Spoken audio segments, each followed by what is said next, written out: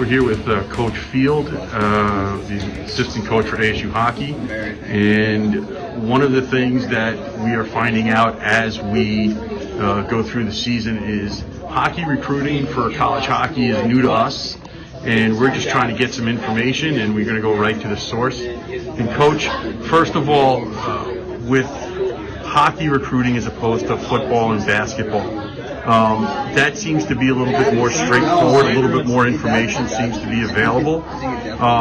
With the game being played all over the world like hockey is, how many different people do you talk to every day when you're talking about recruiting and getting information? I don't know if it's so much about people that you're talking to. I don't think, go ahead guys. I don't think it's so much how many people you're talking to or whatever.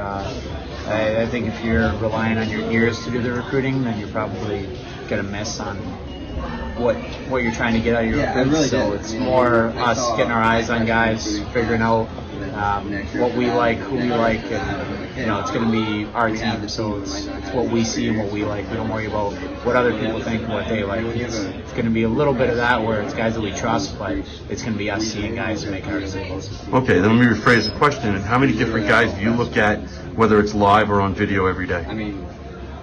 Every day is a tough one. Some days there's a lot, some days not. But we're looking at we're seeing 200 games a year, I would guess, as a staff. So there's 20 guys in each game. You do the math, and a lot of players.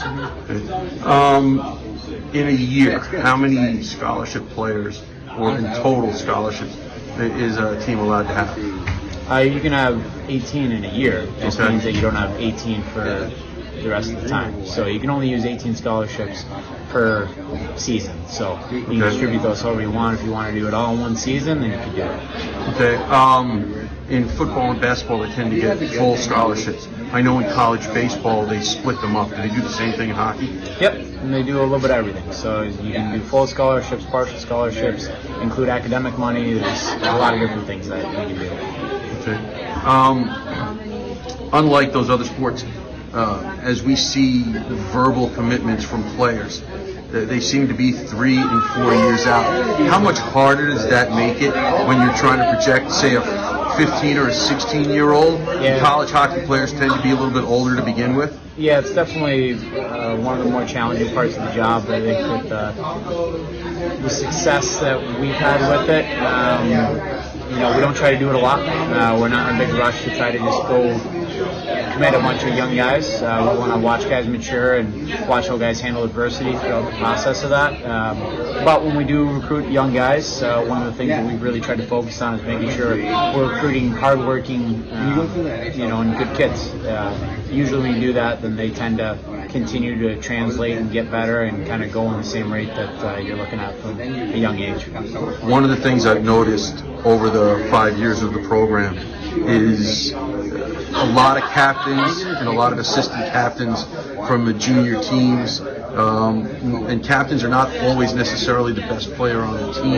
Is that a specific focus on purpose, or is that just something that's happenstance? Yeah, that's something we definitely look at. Obviously, it goes back into the character. We want to recruit the person as much as the player, if not more so. So usually captains are guys that do things the right way, and that's why they're wearing the letter. Coach, thank you very much. Yeah, thanks for having me.